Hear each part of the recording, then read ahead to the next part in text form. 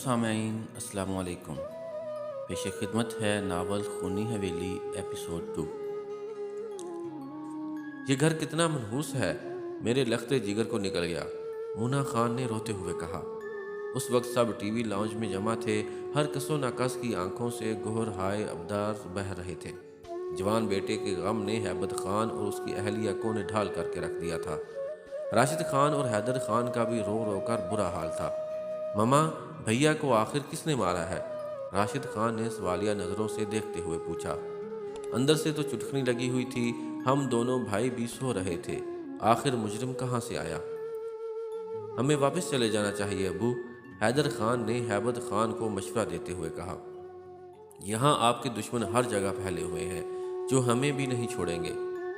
کچھ نہیں ہوگا بیٹا، ہم اس طرح کیسے تمہارے بھائی کو مجرم کو زندہ چھوڑ کر جا سکتے ہیں؟ ہیبت خان گویا ہوا۔ اس طرح تو مجرم کا حوصلہ مزید بڑھ جائے گا، وہ ہمیں بزدل سمجھے گا اور یوں وہ کوئی بڑا وار کرنے سے بھی گریز نہیں کرے گا۔ میں اپنے لخت جگر کا اس سے انتقام لیے بنا جانے والا نہیں ہوں۔ ممکن ہے کوئی آپ کے چاہو جلال سے جیلس ہوتا ہو اور آپ کو نیچا دکھانے یا آپ کا سب کچھ ہڑپ کرنے کی وجہ سے یہ سب کر رہا ہو۔ مونا خان نے سوال داغا تو ہیبت خان سوچ میں مبتلا ہو گیا۔ اسے منشی فیض رسول کے الفاظ یاد آ گئے، جب اس نے بیر توڑا تھا اور درخت سے خون کی بارش شروع ہو گئی تھی تو منشی فیض رسول نے کہا تھا کہ ممکن ہے کوئی آپ کے جاہو جلال سے جیلس ہو رہا ہو۔ ممکن ہے، حیدر خان نے مختصر سا جواب دیا۔ اپنے دشمن کو پہچانیے، ورگرنہ وہ گاہے بگاہے وار کرتا رہے گا اور نقصان کرتا رہے گا۔ مونا خان بولی۔ میں مزید کچھ بھی برداشت نہیں کر پاؤں گا، پہلے ہی کلیجہ چھلنی ہو چکا ہے۔ اتنا کہہ کر مونا خان سسکیاں بھرنے لگی۔ ہیبت خان کے تن بدن میں آگ لگ گئی تھی۔ اس نے تہیہ کر لیا تھا کہ وہ جلد اپنے دشمن کو پکڑ کر ایسی موت مارے گا کہ دوبارہ کسی میں اس سے ٹکر لینے کی ہمت نہیں ہوگی۔ اس نے تہیہ کر لیا تھا کہ منشی فیض رسول کی بات پر عمل کرتے ہوئے کسی سیانے بندے سے صلاح مشورہ کرے اور حساب کتاب کروا کے اپنے دشمن کی پہچان کرے۔ تمہارے گھر کے اندر محفوظ الفطرت مخلوط کا بسیرا ہے، محمد حنیف بیلا۔ ہیبت خان نے منشی فیض رسول سے بات کی تھی، وہ اسے کسی عامل با عمل کے پاس لے کے گیا۔ تھوڑی تگ و دو کے بعد اس نے محمد حنیف کا پتہ چلا لیا۔ محمد حنیف ان کے گاؤں سے 3 گاؤں چھوڑ کر 169 شمالی میں رہتا تھا۔ محمد حنیف کے پاس نوری علم تھا۔ جب ہیبت خان نے محمد حنیف کو ساری بات سے آگاہ کیا تو محمد حنیف نے تھوڑی دیر آنکھیں بند کر کے ورد کیا اور پھر جو اسے بتایا اسے سن کر ہیبت خان اور منشی فیض رسول دونوں کے پاؤں تلے زمین کھسک گئی تھی۔ ہیبت خان ان باتوں پر یقین نہیں رکھتا تھا، وہ سمجھتا تھا یہ سب فرضی اور ڈرامائی حد تک باتیں ہیں۔ محمد حنیف کی بات نے اسے حیران کر دیا تھا۔ یہ کیسے ممکن ہے؟ اس سائنسی دور میں ان باتوں کا کیسے یقین کیا جا سکتا ہے؟ مجھے ایک بات کی سمجھ نہیں آتی، سائنسی دور کا مخلوقات سے کیا تعلق؟ محمد حنیف ہونٹ بھینچتے ہوئے بولا۔ میرا مطلب ہے سائنس ایسی مخلوق کی موجودگی کو نہیں مانتی، ہیبت خان نے وضاحت کی۔ ویسے کتنی حیرت کی بات ہے، حنیف محمد افسردہ لہجے میں بولا۔ ہم لوگ نام کے ہی مسلمان رہ گئے ہیں۔ جب اللہ تعالیٰ اپنی کتاب میں جن و انس کا تذکرہ فرما رہے ہیں تو کیا سائنس ہماری مقدس کتاب قرآن پاک سے زیادہ افضل ہو گئی ہے؟ میرے کہنے کا مطلب تھا، ہیبت خان نے بولنا چاہا لیکن محمد حنیف نے اسے ٹوک دیا۔ آپ کے گھر میں 1-2 نہیں بلکہ درجنوں ارواح کا بسیرا ہے۔ محمد حنیف نے موضوع بدلا۔ تو ان سے کیسے جان چھڑوائی جا سکتی ہے؟ ہیبت خان نے پوچھا۔ آج رات میں ایک وظیفہ کروں گا، محمد حنیف گویا ہوا۔ آپ لوگ مجھے صبح لینے آ جانا، ضرور کوئی نہ کوئی حل نکل جائے گا۔ پچھلی رات کا وقت تھا، ہر کس و ناکس گھوڑے بیچ کر سو رہا تھا۔ مونا خان اور ہیبت خان ایک ہی کمرے میں گہری نیند سو رہے تھے۔ یکدم مونا خان کو یوں محسوس ہوا جیسے اس کے پاؤں کے ہتھیلی پر کسی نے زور سے گدگدی کی ہو۔ مونا خان جلدی سے اٹھ بیٹھی، ایک نگاہ ہیبت خان کو دیکھا لیکن وہ گہری نیند سو رہا تھا۔ مونا خان انگشت سے بنندار رہ گئی، تبھی اس کی سماعت سے کسی کے چلنے کی آواز ٹکرائی۔ باہر کوئی تیز تیز قدموں سے چل رہا تھا۔ مونا خان کو تشویش ہوئی۔ پہلے اس نے سوچا ہیبت خان کو اٹھائے، لیکن پھر اس کی نیند میں خلل ڈالنا اس نے بہتر نہ سمجھتے ہوئے خود ہی اٹھ کر دبے قدموں دروازے کی طرف بڑھی۔ جلدی سے دروازہ کھول کر وہ باہر راہداری میں نکلی اور ادھر ادھر دیکھا۔ تبھی اس کی نظر راہداری کی نکر پر یو ٹرن لیتی ہوئی دوشیزہ پر پڑی۔ تبھی اس کی نظر راہداری کی نکر پر یو ٹرن لیتی ہوئی دوشیزہ پر پڑی۔ اس دوشیزہ کی رفتار کافی تیز تھی، نہ جانے کیوں اس کے دل کے مندر میں خوف کی گھنٹیاں بجنا شروع ہو گئیں۔ ایک بار پھر اس نے سوچا کہ ہیبت خان کو اٹھائے، لیکن پھر اس کے دماغ میں بات آئی کہ ممکن ہے تب تک وہ کہیں روح پوش ہو جائے۔ نہ جانے کیوں اس کا دل کہہ رہا تھا کہ اس دوشیزہ کا ضرور اس کے لخت جگر کی موت سے بلا واسطہ یا بالواسطہ تعلق ہے۔ دوشیزہ یو ٹرن لے کر مڑ چکی تھی، ضرور حویلی کی کوئی ملازمہ ہوگی۔ مونا خان تقریباً دوڑتے ہوئے اس کے پیچھے ہو چلی۔ جیسے ہی اس نے یو ٹرن لیا، اس نے دوشیزہ کو ملازموں کے کوارٹر کی طرف بڑھتے ہوئے دیکھا۔ اب تو اس کا پارا ہائی ہو گیا۔ 1-2 کی ملازمہ نے اس کے لخت جگر کو ابدی نیند سلایا تھا۔ ضرور یہ لوگ ان کے سب کچھ کو ہڑپ کرنے کی تگ و دو میں لگے ہوئے تھے۔ مونا خان نے تہیہ کر لیا تھا کہ اس دوشیزہ کو اپنے ہاتھوں ابدی نیند سلا کر قلبی سکون حاصل کرے گی۔ دوشیزہ ایک کوارٹر کا دروازہ کھول کر اندر داخل ہو گئی۔ مونا خان بھی دوڑتے ہوئے اس کے پیچھے پہنچ گئی اور سرعت سے دروازہ کھول کر کوارٹر میں داخل ہو گئی۔ اندر گھپ اندھیرا تھا۔ ایک بار تو اسے یوں لگا جیسے اس کی نظر ہی چلی گئی ہو۔ جلد ہی اس کی آنکھیں اندھیرے میں دیکھنے کے قابل ہو گئیں۔ وہ اپنے لیے راستے کا تعین کر سکتی تھی اور بغور دیکھنے پر دوسرے کی موجودگی کو بھانپ سکتی تھی۔ دھیرے دھیرے قدم اٹھاتی وہ آگے بڑھنے لگی۔ اس کے دل کی دھڑکنیں بے ترتیب ہو چکی تھیں۔ ایک انجانے خوف نے اسے پوری طرح سے اپنی لپیٹ میں لے لیا تھا۔ راہداری سے گزر کر وہ شہر میں داخل ہو گئی۔ تاریک رات ہونے کی وجہ سے چار سو گپ اندھیرے کی چادر تنی ہوئی تھی، لیکن اب وہ اندھیرے میں دیکھنے کے قابل ہو چکی تھی۔ عورت ذات کو اللہ نے عجیب سانچے میں ڈالا ہے، دل کی کمزور لیکن ارادوں کی پختہ، یقین کامل ہمت ناپختہ۔ لیکن جب کسی بات پر ڈٹ جائے تو اس کے ارادوں میں پہاڑ کی سی پختگی اور مردانہ حوصلہ اُت جاتا ہے، مردوں کو پچھاڑ دیتی ہے۔ لیکن یہ بھی حقیقت ہے کہ ہر عورت کی بہادری کے پیچھے بالکل اسی طرح کسی مرد کا ہاتھ ضرور ہوتا ہے جیسے کسی کامیاب مرد کے پیچھے کسی عورت کا ہاتھ ہوتا ہے۔ مونا خان کے سامنے 2 کمرے تھے، دونوں کے دروازے بند تھے۔ صاف ظاہر تھا کہ ان میں سے ایک کے اندر اس کا دشمن چھپا ہوا تھا۔ فی الوقت اندازہ لگانا مشکل تھا کہ وہ کس کمرے میں ہوگا۔ دائیں طرف والے کمرے کے پاس کھڑے ہو کر وہ کان لگا کر سنتی رہی، لیکن اندر سے کوئی آواز پیدا ہوتی تو سنائی دیتی۔ لیکن جیسے ہی وہ دوسرے کمرے کے پاس پہنچی، اسے اندر سے کسی کی گھراہٹ کی آواز سنائی دی۔ گھراہٹ ایسی تھی جیسے کوئی درندہ گھرا رہا ہو۔ مونا خان گھراہٹ کی آواز سن کر ہکا بکا رہ گئی۔ مونا خان نے سوچا کہ ممکن ہے دشمن کو پتہ چل گیا ہو کہ اس کا پیچھا کیا گیا ہے اور اب وہ ڈرانے کی سی غرض سے آوازیں نکال رہا ہے۔ اس خیال کے آتے ہی مونا خان نے بنا کچھ سوچے سمجھے کمرے کا دروازہ کھٹاک سے کھول دیا۔ دروازہ کھلتے ہی گھراہٹ کی آواز آنا یک لخت بند ہو گئی۔ مونا خان تھوڑی دیر کھڑی دیکھتی رہی، لیکن اسے کچھ دکھائی نہ دیا۔ بالآخر تمام تر ہمت یکجا کر کے وہ اندر داخل ہوئی۔ کمرے کے اندر داخل ہوتے ساتھ ہی اس کے نتنوں سے بدبو کے بھبوکے ٹکرائے۔ تبھی اس کو یوں لگا جیسے اس کے علاوہ بھی کوئی کمرے میں موجود ہو، لیکن وہ نظر نہیں آ رہا تھا۔ تم کون ہو؟ مونا خان نے سہمے ہوئے لہجے میں پوچھا۔ جو کوئی بھی ہو سامنے آؤ، جواباً ایک بار پھر گھراہٹ کی آواز اس کی سماعت سے ٹکرائی۔ مونا خان نے آواز کی سمت دیکھا تو اگلا منظر دیکھ کر اس کے پیروں تلے زمین نکل گئی۔ اس کے سامنے ایک درندہ کھڑا تھا جو خون خوار نروں سے اسے گھورے جا رہا تھا۔ اس کی شکل کسی کتے کی مانند تھی، لیکن جسامت کسی گدھے کی برابر تھی۔ اس کے پورے جسم پر کالے کالے لمبے بال تھے۔ وہ مسلسل گھرا رہا تھا۔ اس کی زبان بار بار منہ سے باہر نکل رہی تھی اور اس سے رال ٹپک رہی تھی۔ بے شک کمرے میں مکمل اندھیرا تھا، باوجود اس کے کہ مونا کو سب واضح دکھائی دے رہا تھا۔ مونا خان خوف کی شدت کے باعث بری طرح سے کانپ رہی تھی۔ اس کی ساری بہادری 9-2-11 ہو چکی تھی۔ دھیرے دھیرے تھر تھراتے قدموں سے وہ واپس پلٹنے لگی۔ جیسے ہی وہ پیچھے ہٹ رہی تھی، ویسے ویسے اس درندے کی گھراہٹ میں اضافہ ہوتا جا رہا تھا۔ مونا خان کمرے سے نکل کر دوڑنا چاہا، لیکن اگلا منظر دیکھ کر حیران رہ گئی۔ ہر طرف اس درندے جیسے بے شمار درندے اکٹھے ہو چکے تھے۔ وہ پوری طرح سے گھر چکی تھی۔ درندوں نے اس کی طرف بڑھنا شروع کر دیا تو مونا خان نے زور زور سے چیخنا چلانا شروع کر دیا۔ مونا خان پہم ہیبت خان کو مدد کے لیے پکار رہی تھی۔ ہیبت خان جو خواب خرگوش کے مزے لوٹ رہا تھا، مونا خان کی آواز اس کی سماعت سے ٹکرانے کی دیر تھی کہ وہ فوراً سے پہلے اٹھ بیٹھا۔ مونا خان کی آواز پہم اس کی سماعت سے ٹکرانے لگی۔ ہیبت خان کے حواس باختہ ہو گئے۔ پہلے وہ دوڑتا ہوا بیڈ سے اترا اور دروازے تک گیا، پھر انہی قدموں پیچھے پلٹا اور رائفل اٹھا کر باہر نکلا۔ تب تک ملازموں کی بھی دوڑیں لگ چکی تھیں۔ ہیبت خان پہم دوڑتے ہوئے راہداری کا راز کر کے ملازموں کے کوارٹروں کی طرف بڑھا۔ گھر کے ملازم بھی اکٹھے ہو چکے تھے، لیکن کسی میں ہمت نہیں ہو پا رہی تھی کہ وہ اندر جاتا۔ لیکن ہیبت خان دوڑتے ہوئے سیدھا اندر داخل ہو گیا۔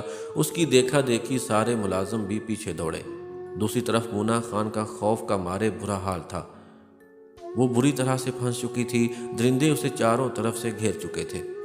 کمرے میں موجود درندہ اس کے سر پر پہنچ چکا تھا۔ ڈر کے مارے مونا خان کے منہ سے آواز نہیں نکل پا رہی تھی۔ یکدم درندے نے اپنا منہ کھولا تو یوں لگا جیسے وہ منہ نہ ہو، کسی غار کا دھانا ہو جو کھلتا ہی جا رہا ہے۔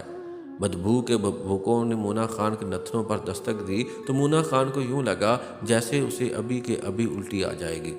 بدبو جب حد سے زیادہ بڑھ گئی تو مونا خان نے سانس روک لی، لیکن کب تک؟ مونا خان نے جب اس درندے کا بڑا سا منہ کھلتے دیکھا تو خوف سے آنکھیں بند کر لیں، اور اسی لمحہ وہ ہو گیا جس کا کسی کو یقین نہیں تھا۔ اس درندے نے اپنا بڑا سا منہ آگے بڑھا کر مونا خان کا چہرہ گردن تک اپنے منہ میں چھپا لیا، اور ایک دم اتنی زور سے اپنا منہ بند کیا کہ مونا خان کا سر تن سے جدا ہو گیا۔ مونا خان کی آخری چیخ تک دب گئی۔ دوسرے ہی لمحے مونا خان کا جسد خاکی دھڑام سے زمین پر جا گرا۔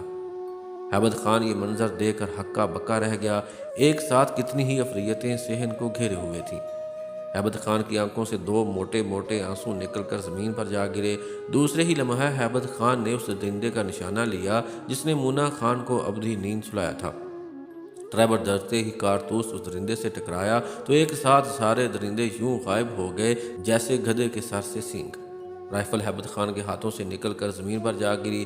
ہیبت خان تھکے ماندے قدموں سے اشک بہاتا مونا خان کی طرف بڑھا۔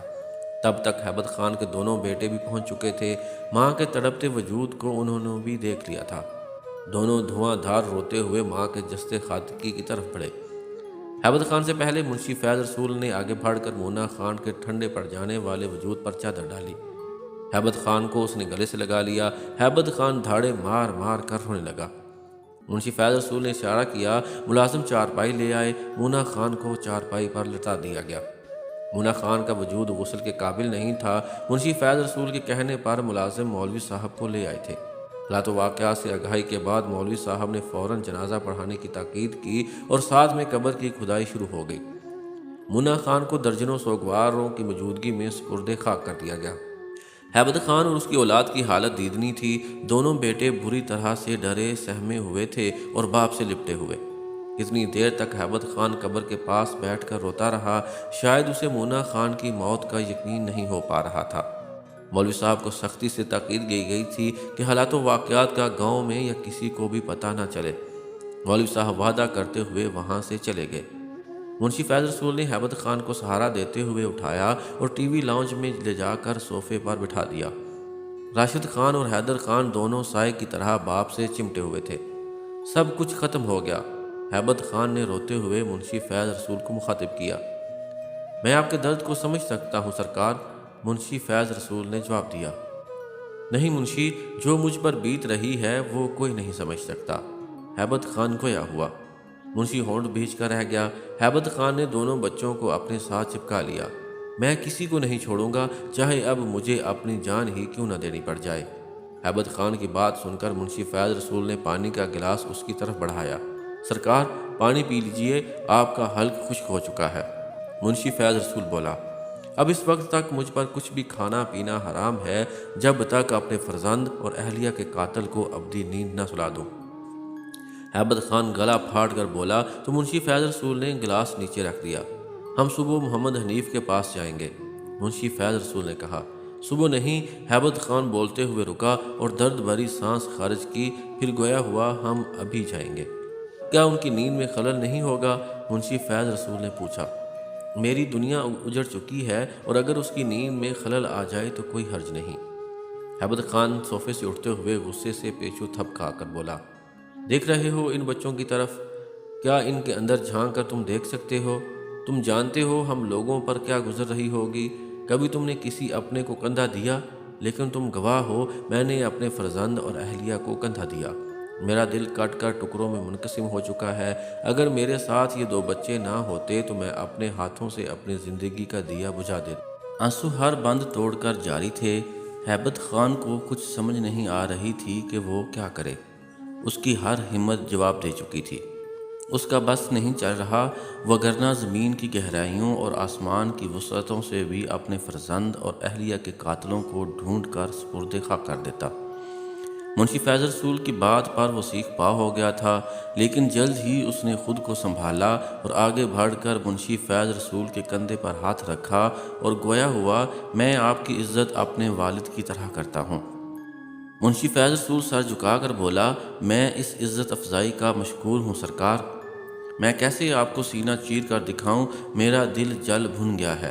ہیبت خان ہونٹ بھیجتے ہوئے اپنی کیفیت پر قابو پاتے ہوئے بولا، یوں لگتا ہے جیسے مجھ سے میرے جینے کا حق چھن گیا ہے۔ ایسے میں وہ شخص مزے کی نیند سو رہا ہے، تو آپ بتائیں کیا ٹھیک ہے؟ کیا ایسے انسان پر ہم مزید اعتماد کر سکتے ہیں؟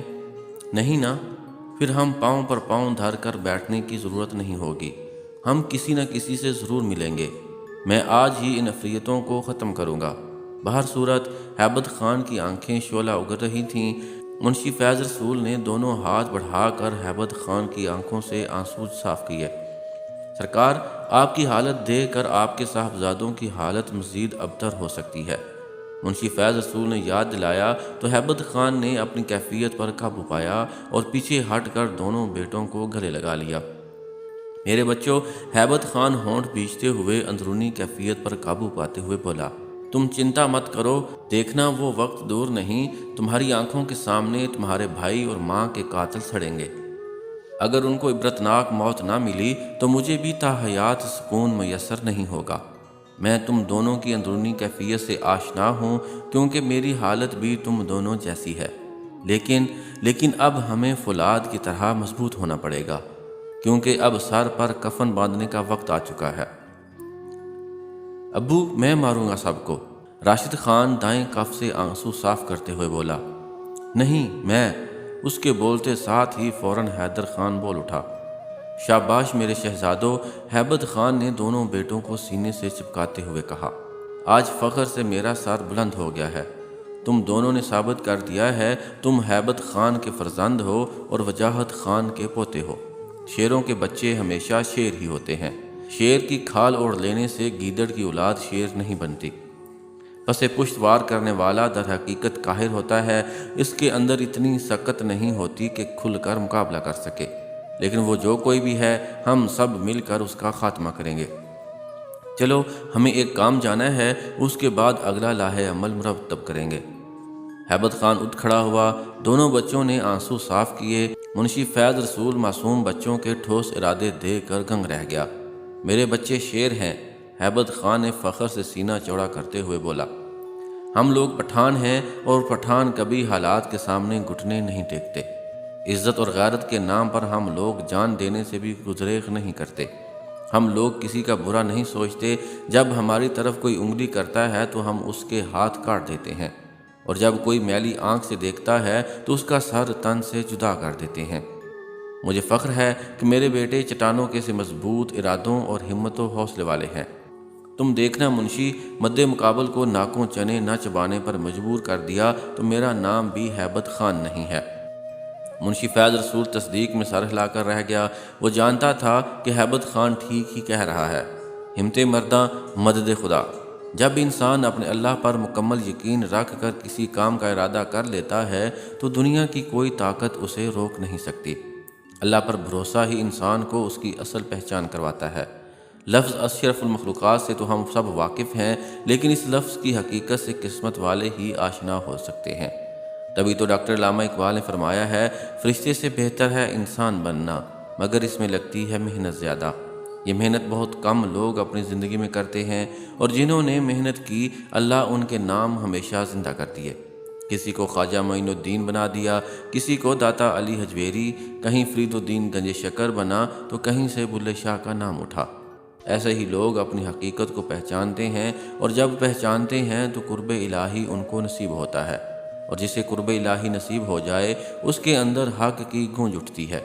پھر چاہے کربلا کے شہیدوں کی طرح نسلیں کیوں نہ قربان کرنی پڑ جائیں، وہ طابل کے سامنے لبیک نہیں کہتے، کیونکہ جنہوں نے خود کو پہچان لیا انہوں نے خدا کو پہچان لیا، اور جنہوں نے خدا کو پہچان لیا انہوں نے حق کو پہچان لیا۔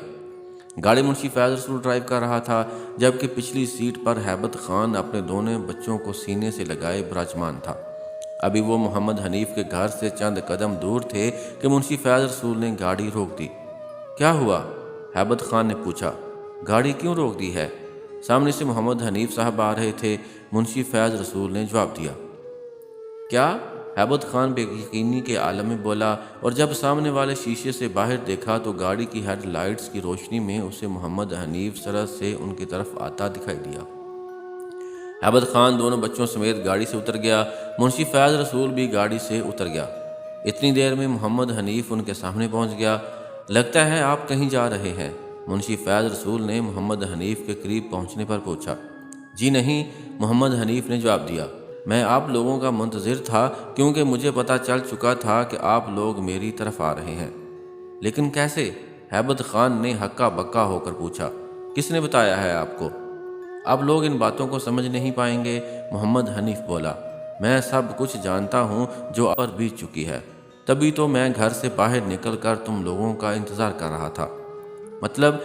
مطلب آپ جانتے ہیں کہ… ہیبت خان بولنا چاہتا تھا، لیکن محمد حنیف نے اسے چپ کرا دیا۔ سنبھالے خود کو، محمد حنیف بولا۔ ہر کام میں اوپر والے کی طرف سے بہتری پنہاں ہوتی ہے۔ رونے دھونے سے مسائل حل نہیں ہوتے، بلکہ مسائل کے ساتھ ساتھ ہمت و حوصلہ بھی پست ہو جاتے ہیں۔ آپ لوگوں نے جو قربانیاں دینی تھی دے لیں، اب ظالموں کا وقت آخر آ چکا ہے۔ ہمیں فوراً آپ کی حویلی میں چلنا ہے۔ محمد حنیف کی بات سن کر ہیبت خان نے خود آگے بڑھ کر اس کے لیے فرنٹ دور کھولا۔ محمد حنیف کے ہاتھ میں کپڑے کا تھیلا تھا، اسے سنبھالتا ہوا وہ اندر بیٹھ گیا۔ اس کے بیٹھتے ساتھ ہی ہیبت خان نے ڈور بند کیا اور بچوں کو لیٹ کر پچھلی سیٹ پر بیٹھ گیا۔ اتنی دیر میں منشی فیض رسول بھی اپنی سیٹ سنبھال چکا تھا۔ گاڑی کو واپس موڑ کر اس کا رخ حویلی کی طرف کر دیا گیا۔ تھوڑی ہی دیر میں سب لوگ حویلی پہنچ چکے تھے۔ حویلی کے سارے ملازم جاگ رہے تھے۔